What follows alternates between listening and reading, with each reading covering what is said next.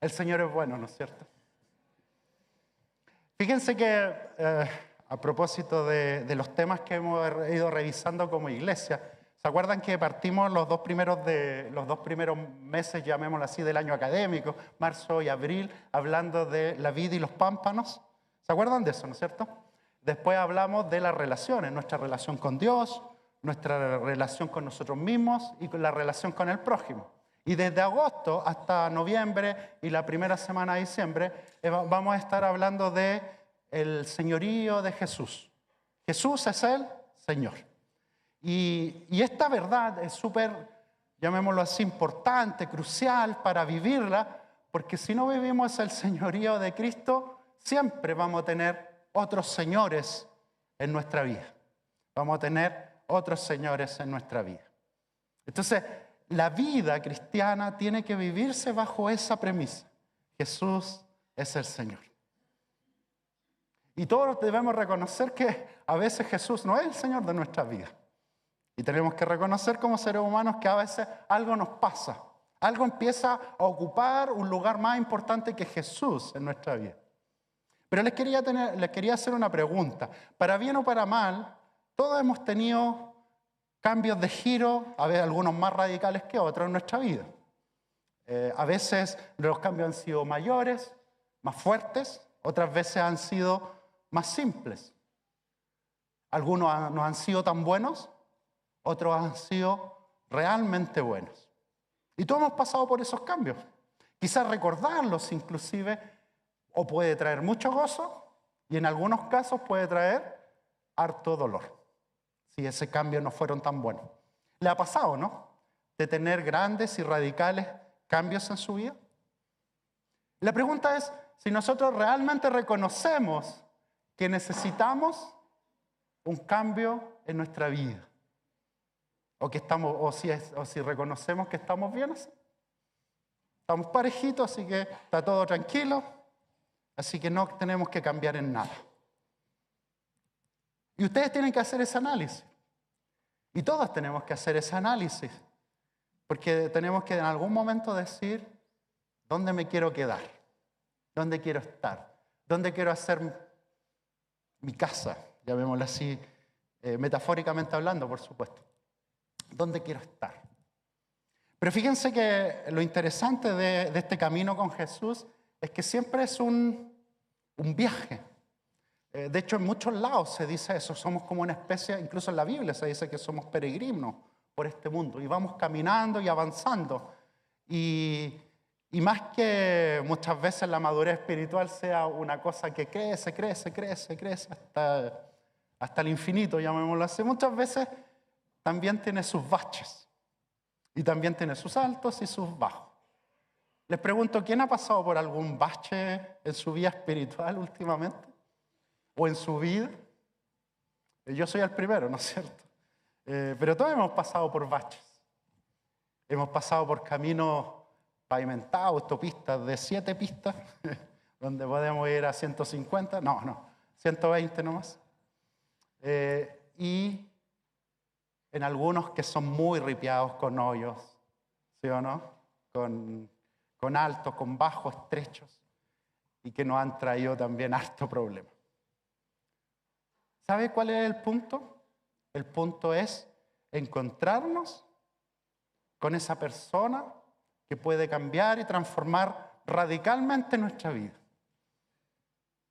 Encontrarnos con esa persona que puede cambiarlo todo en nuestra vida. Y esa persona es Jesucristo.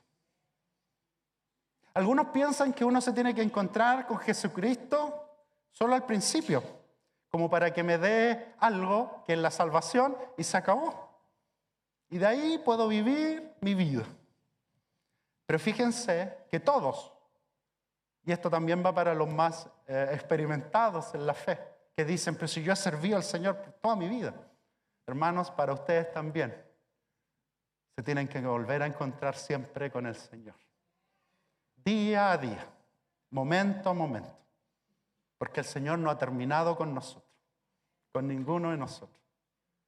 Y por eso ese encuentro es el que transforma. Y es la invitación de hoy día, reencontrarse con el Señor.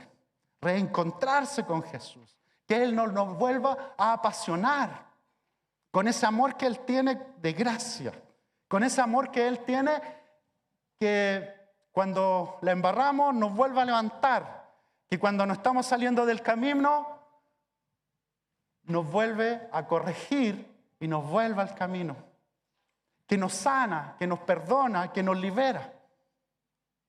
Ese es el Jesús con el que tenemos que encontrarnos. Y nos tenemos que encontrar una y otra vez. Y como me decía alguien en la mañana, durante la semana, una mañana por ahí que conversaba con alguien, me decía, y no solamente cuando hago mi devocional, cuando leo la Biblia, cuando oro, sino encontrarse con ese Jesús a cada momento, en cada uno de nuestros pasos.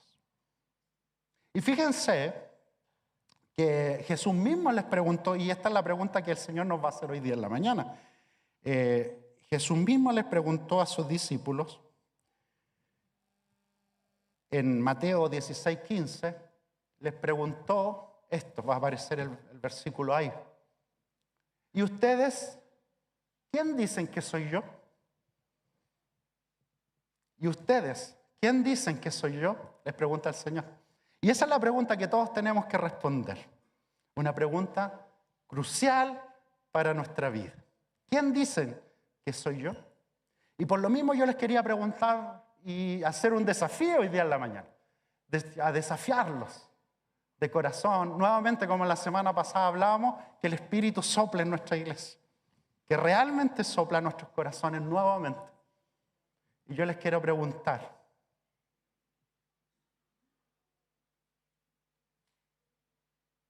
¿conoces tú a un Jesús solo por la información que recibes? ¿O le conoces personalmente?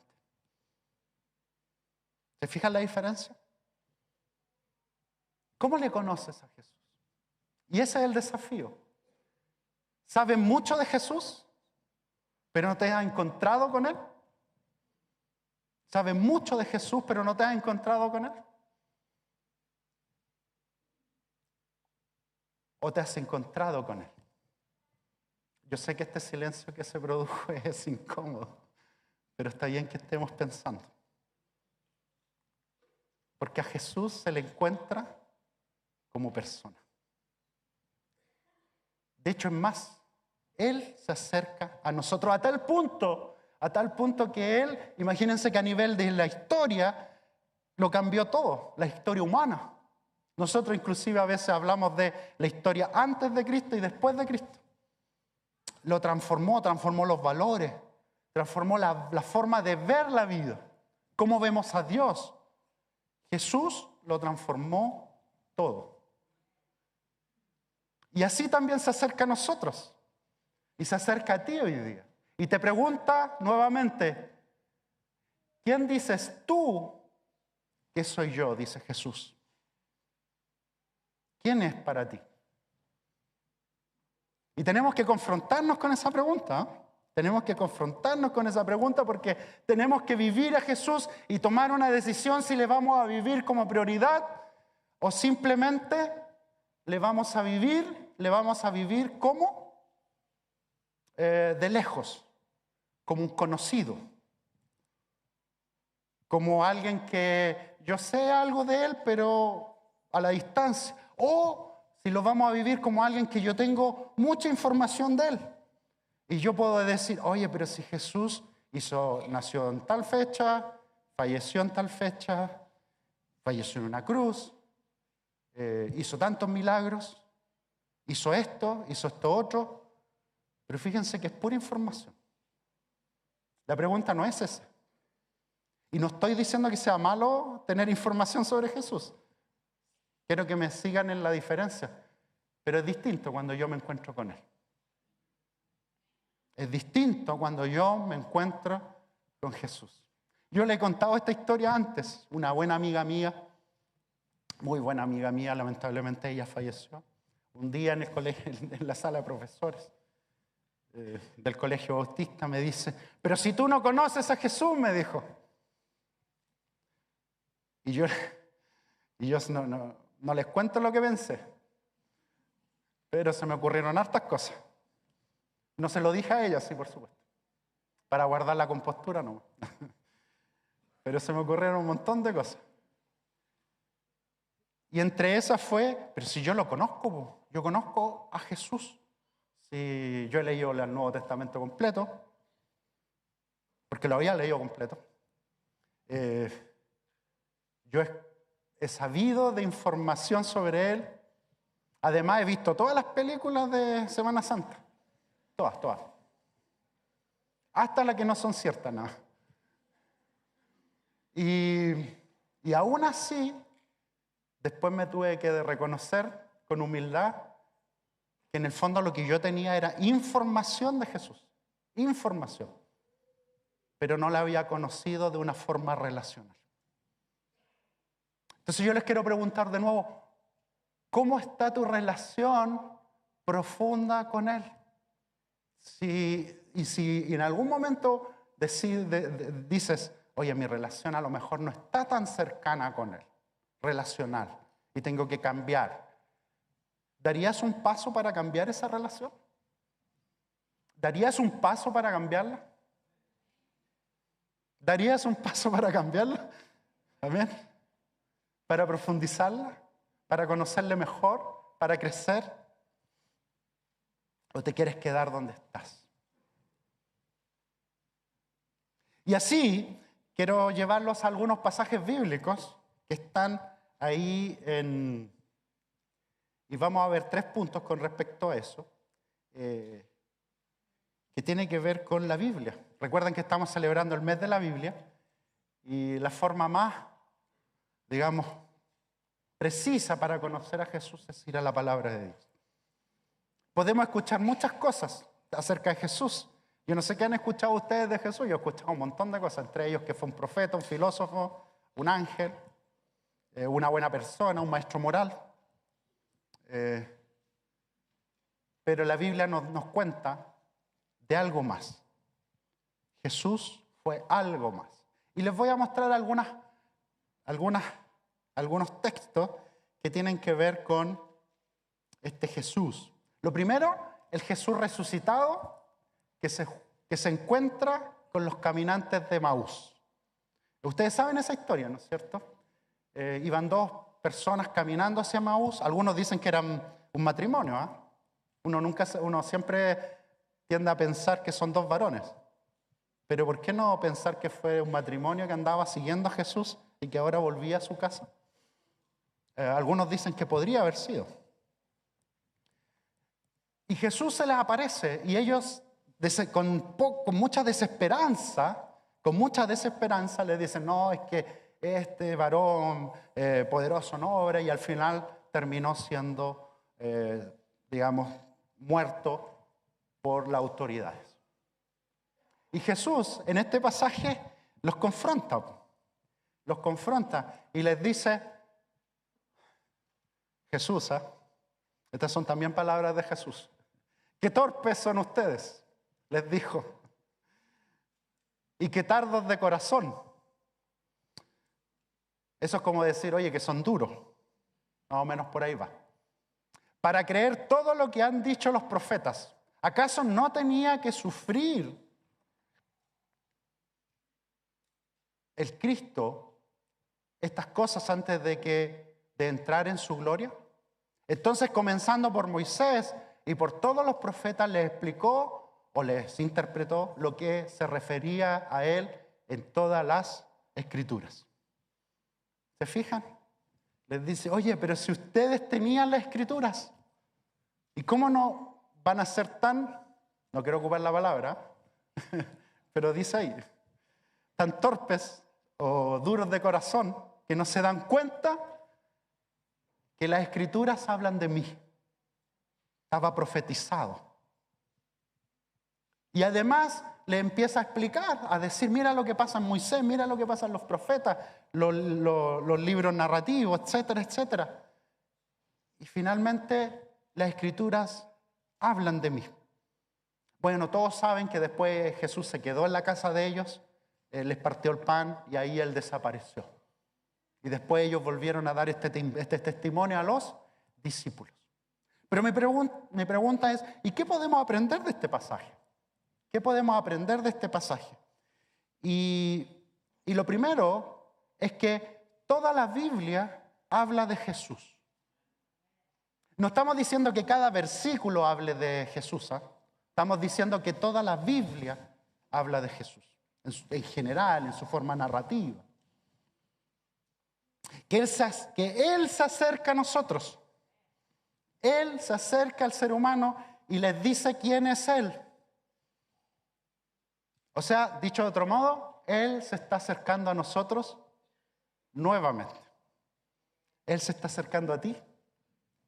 Es Jesús. Ese Jesús que tiene gracia. Ese Jesús que tiene amor. Se vuelve a acercar a ti.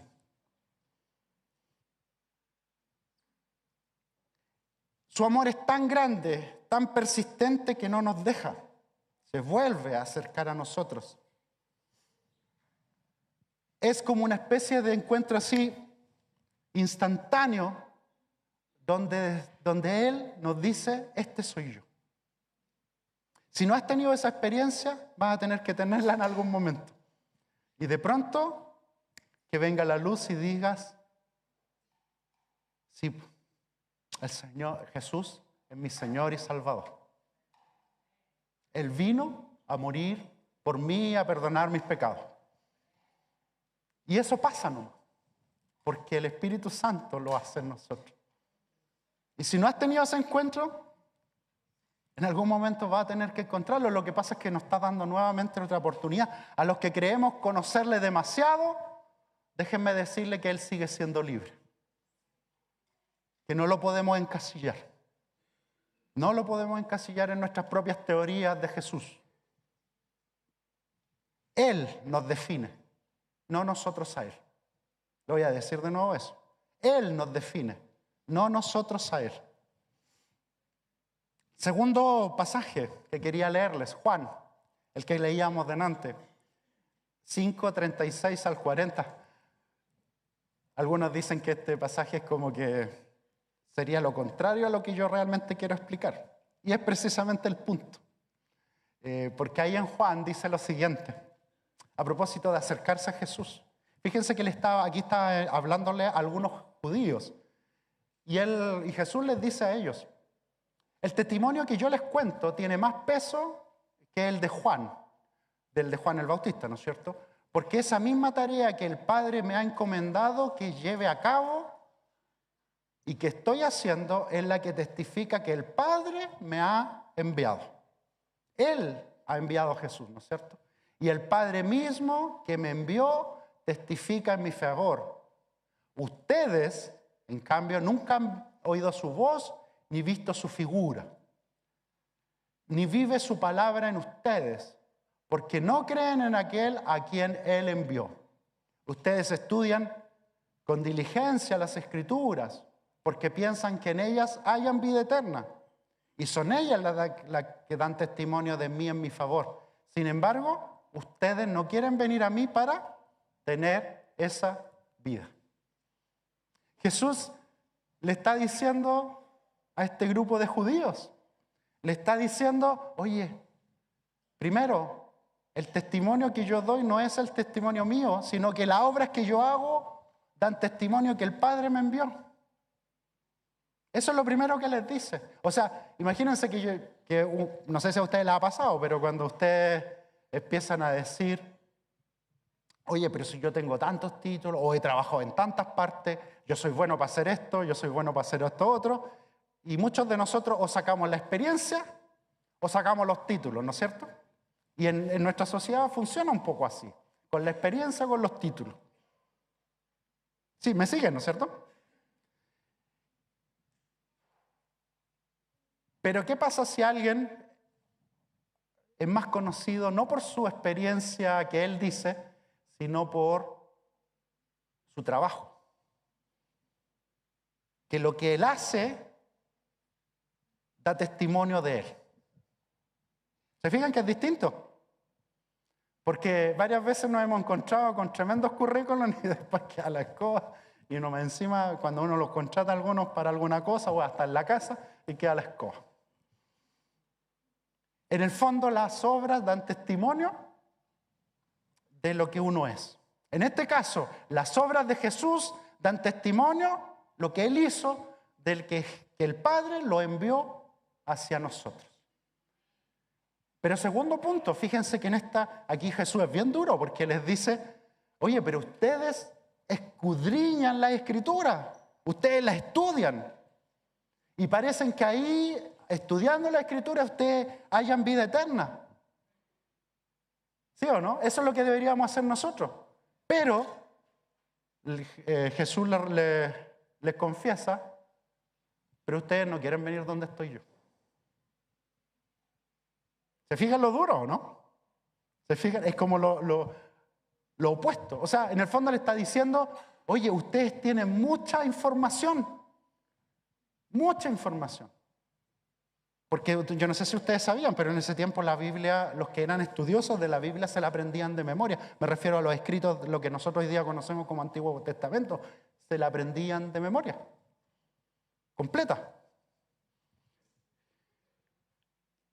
Y aún así no reconocían a Jesús como el que había sido enviado por el Padre. Entonces, ¿cuál es el desafío para nosotros? El desafío para nosotros es encontrarnos con ese Jesús. No con la información de Jesús, sino encontrarnos con el Jesús verdadero. El Hijo de Dios que vino a dar su vida por nosotros. ¿Se fijan la diferencia? ¿Me siguen? Tercer punto, y aquí ya entramos en un tema que también tiene que ver con lo pastoral. Al encontrarnos con ese Jesús tenemos libertad, perdón y sanidad de nuestras dolencias. Jesús mismo dijo, yo soy el camino, Juan 14, 16, dijo, yo soy el camino, la verdad y la vida. Nadie viene al Padre sino por mí. Y Él es el que nos envía, como dice ahí el texto, y yo pediré al Padre y le dará otro consolador para que los acompañe siempre. El Espíritu nos acerca a Jesús. Pero Él es el camino, Él es la verdad y Él es la vida. Y a través de Él nos acercamos al Padre. Solo Él. Jesús. Y ahí es donde hallamos sanidad, donde hallamos perdón. Fíjense que Jesús les dice también a los mismos judíos en Juan 8, 31 y 38, estamos leyendo harto la Biblia, pero es parte del tema. Jesús se dirigió entonces a los judíos que habían creído en Él y les dijo, si se mantienen fieles a mis enseñanzas, serán realmente mis discípulos y conocerán la verdad y la verdad los hará libres. Y ellos le respondieron, nosotros somos descendientes de Abraham, le contestaron, y nunca hemos sido esclavos de nadie. ¿Cómo puedes decir que seremos liberados? Y después dice, ciertamente le aseguro que todo aquel que peca es esclavo del pecado, respondió Jesús. Ahora bien, el esclavo no se queda para siempre en la familia, pero el hijo sí se queda en ella para siempre. Así que si el hijo los libera, serán ustedes verdaderamente libres. Fíjense nuevamente, existe la posibilidad que nosotros creamos que no tenemos que ser liberados de nada. Y yo les pregunto, ¿de qué tienen que ser liberados ustedes o nosotros, los que están en sus hogares? ¿De qué tenemos que ser liberados? Porque podríamos dar esa respuesta, pero si yo me congrego hace un montón de tiempo. Yo doy mi diezmo, yo vengo a los cultos, yo no tengo que ser liberado de absolutamente nada. Soy hijo de Abraham, le respondían ellos, ¿no es cierto? Estoy bien. Pero para ser liberado hay que acercarse a Jesús, la verdadera liberación. Y eso es lo que un poco nosotros tenemos que acercarnos y hallar esa verdadera libertad. Es la verdad la que nos hace libres. Y si nosotros nos acercamos a Jesús, seremos realmente libres. Libres del pecado, libres de nuestras adicciones, libres de nuestras pequeñeces, libres de estar alejados de Dios, libres de estar alejados de Jesús, libres de poner cualquier otra cosa primero que Jesús en nuestra vida. Pero también hay perdón de pecados. En Efesios 2, 4, 5 dice lo siguiente. Efesios 4 y 5. Pero Dios, que es rico en misericordia, por su gran amor por nosotros, nos dio vida con Cristo. Aun cuando estábamos muertos en pecados, por gracia ustedes han sido salvados. Amén. Ese es el punto. Estábamos muertos completamente, pero Él nos da vida, Él nos da perdón. Por su gracia hemos sido salvados. ¿Cómo se manifiesta en nosotros esa gracia? Por la fe. Pon tu fe en Jesucristo. Lo voy a decir de nuevo. Pon tu fe en Jesucristo con todo tu ser. Y eso también en algún momento hay que hacerlo público. Y también hay que bautizarse en algún momento.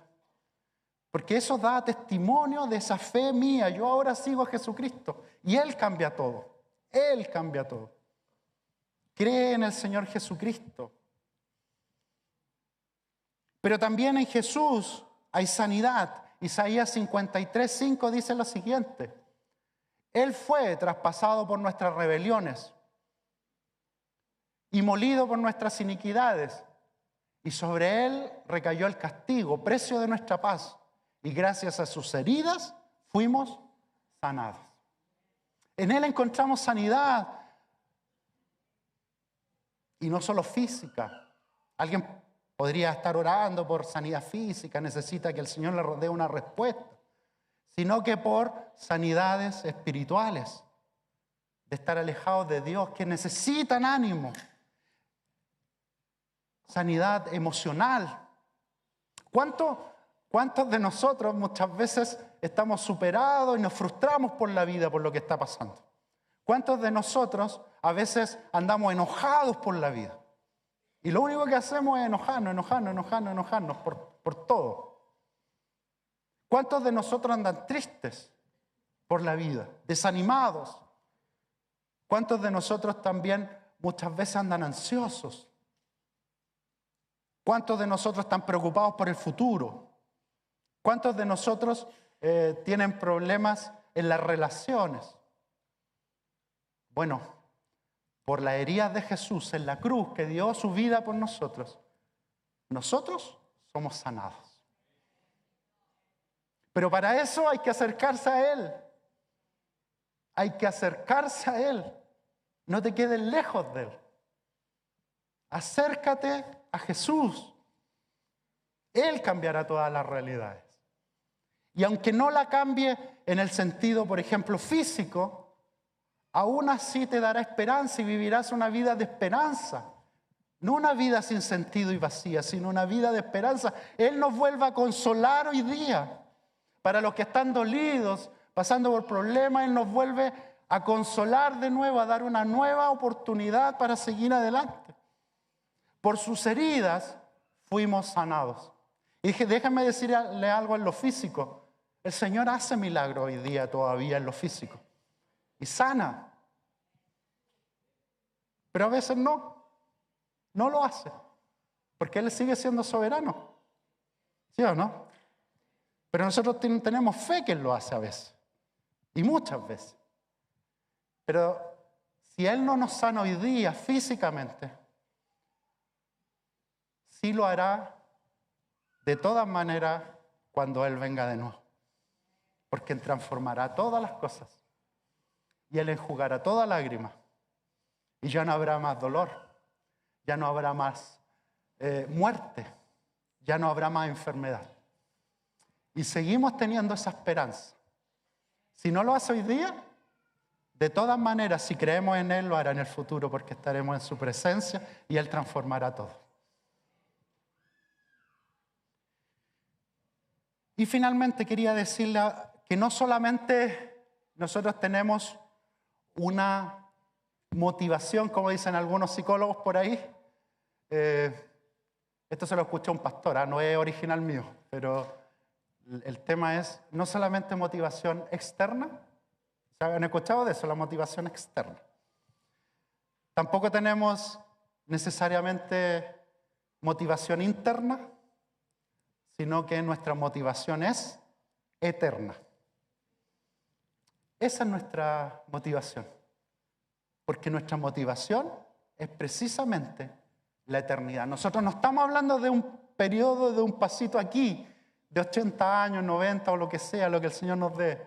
Nosotros estamos hablando de toda la eternidad en presencia del Señor. Esa es la vida que creemos. Eso es lo que creemos. Entonces esa es nuestra motivación, porque sabemos que si Jesús se presenta hoy día aquí frente a nosotros y nosotros le aceptamos y le seguimos y le recibimos y nos comprometemos con Él, Él nos da una vida eterna. Y esa es la vida que nosotros le llamamos a vivir, a aceptar a Jesús. Y así dice en Juan, y con esto termino, Juan 17:3.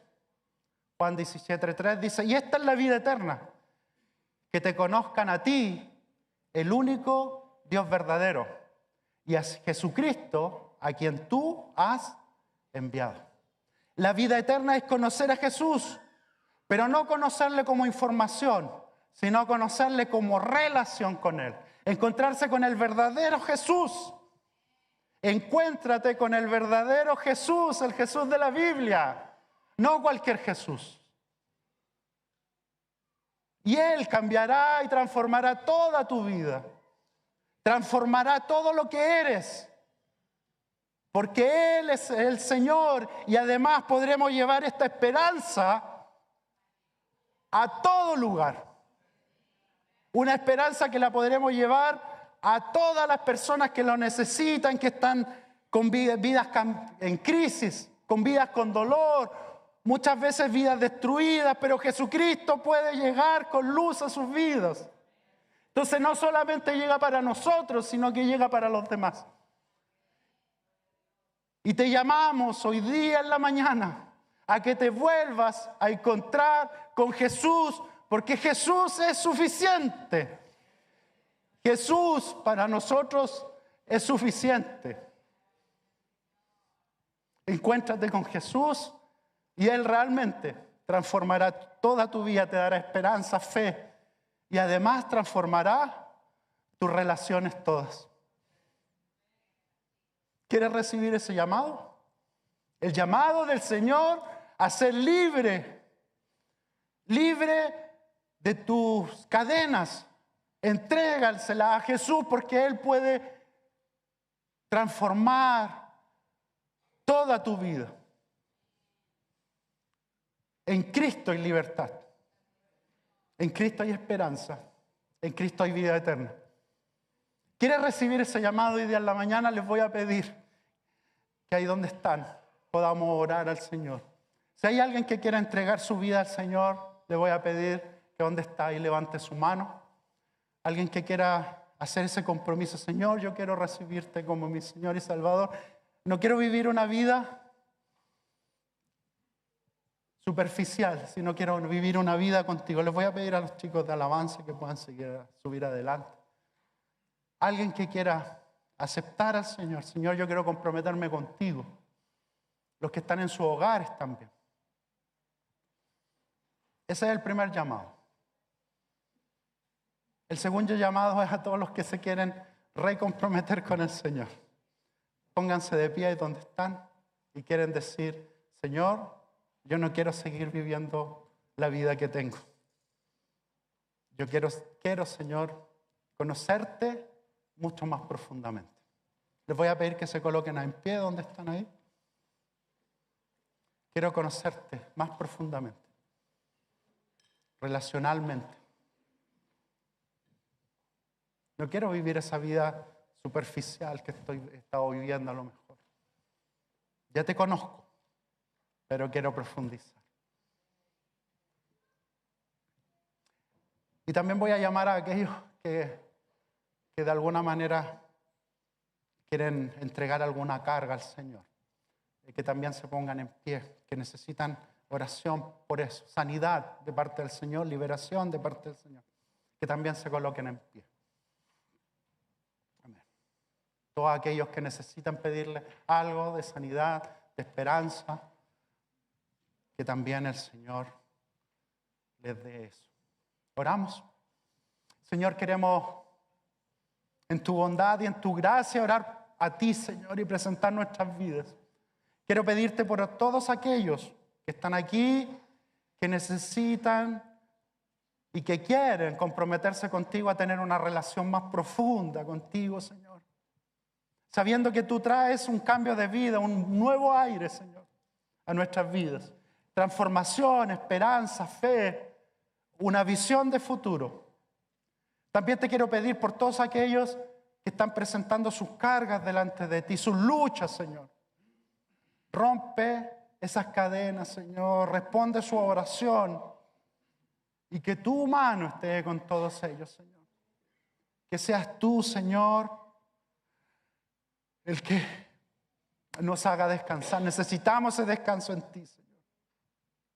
Y lo necesitamos no solo para nosotros, sino para llevar este evangelio a todo lugar, Señor, para que tú seas exaltado, para que tú te glorifiques y queremos ver tu gloria, tu bondad en medio de Concepción, en nuestro país, Señor. Úsanos y nos disponemos delante de ti, Señor. Disponemos nuestras vidas delante de ti para servirte, Señor. No para nuestra gloria, sino para la tuya, Señor.